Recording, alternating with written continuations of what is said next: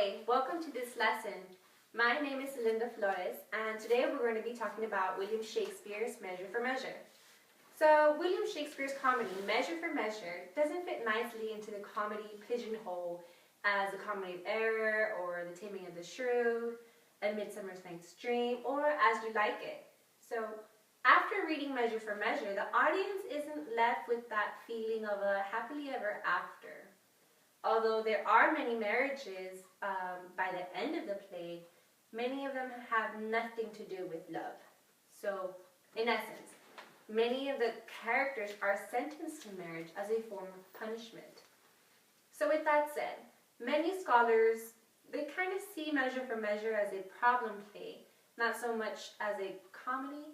So, because of that, it contains a mixture of tragic and comic elements, making it more difficult to classify. Measure for Measure begins with the Duke of Vienna putting a man named Angelo in charge of his place.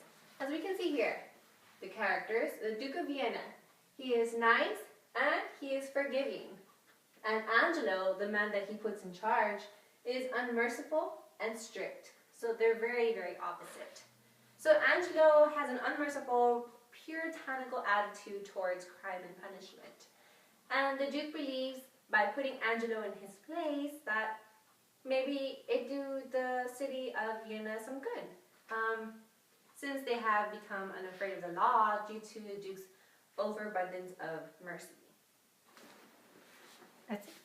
So the Duke of Vienna, having put Angelo in charge, is not actually leaving Vienna. Instead, he has Friar Thomas kind of instruct him as to how to become a friar. He wants to hide out, and he wants to step back and take a look at how Angelo is governing his city. So, with that said, what is a friar? Take a moment to think about it. Use a dictionary if you have to. Pause the video. Look it up. What is a friar? Ready? A friar. It is a male member of a religious order that originally relied solely on alms. So, the Duke of Vienna, he puts on a robe and he heads out in the city of Vienna. He steps back and takes a look at how Angelo rules his city. So the unmerciful Angelo wastes no time to shut down all the whorehouses in the suburbs and outside of the town. And the first person to become ensnared in Angelo's dragnet is Claudio. Claudio is a young soldier who has impregnated his unofficial wife, which is his fiancée, and has been arrested for treachery. Take a second. What is treachery? Take out your dictionary. Look it up. Pause the video if you have to. What is treachery?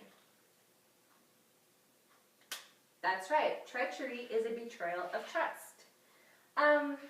We learn about Juliet. Juliet, well, of course, she is pregnant by Claudio. And, well, this is a surprise to everyone because such action has gone unforced for so long. So, with that said, Claudio comments on this saying, "This new governor awakes me all the unrolled penalties, which have, like uncensored armor, hung by the wall, so long the 19 zodiacs have gone round."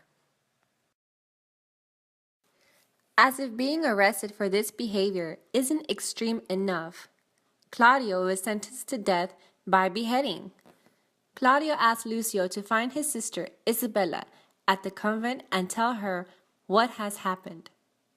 After finding out about her brother's impending execution, Isabella goes to Angelo to beg him to have mercy on Claudio.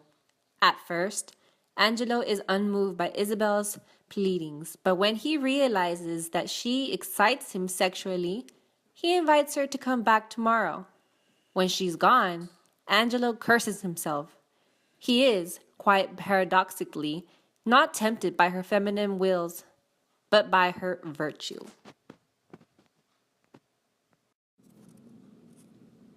Most dangerous is that temptation that doth goad us on to sin in loving virtue.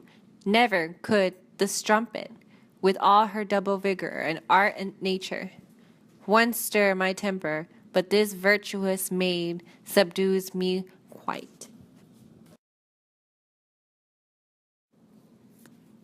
When Isabella returns to Angelo the next day, he tells her indirectly that Claudio's life will be spared if she is willing to have sex with him. Which had you rather, that the most just law now took your brother's life, or to redeem him, give up your body to such sweet uncleanness as she that he hath stained? Isabella rejects his request, and he speaks it more plainly. Plainly conceive, I love you. My brother did love Juliet, and you tell me that he shall die for it? He shall not, Isabel, if you give me love. Isabella rebuffs his advances again. Then she goes to the prison and shares the good news and the bad news with Claudio. The bad news being that he's going to be executed tomorrow. The good news is that his sister will retain her honor. Claudio, treasuring virtue slightly less than his sister does, attempts to talk her into giving up her virtue to save his life. Sweet sister, let me live. What sin you do to save a brother's life? Nature dispenses with the deed so far that it becomes a virtue. Now, Duke Vicento, having asked Friar Thomas to instruct him in the ways of being a friar, shows up at the prison disguised as a man called Friar Lodowick. He instructs Claudio how to die bravely. Then he tells Isabella that she needed not choose between her brother's life and her own honor. There is a third option. Angelo was supposed to marry a woman named Mariana, but when her marriage dowry sank in the ocean, Angelo left her. The Duke concocts the idea that Isabella should agree to a sexual rendezvous with the Duke, but then send Mariana to the appointment in her place. That way, if the sexual encounter between Angelo and Mariana becomes known, it may compel him to her recompense.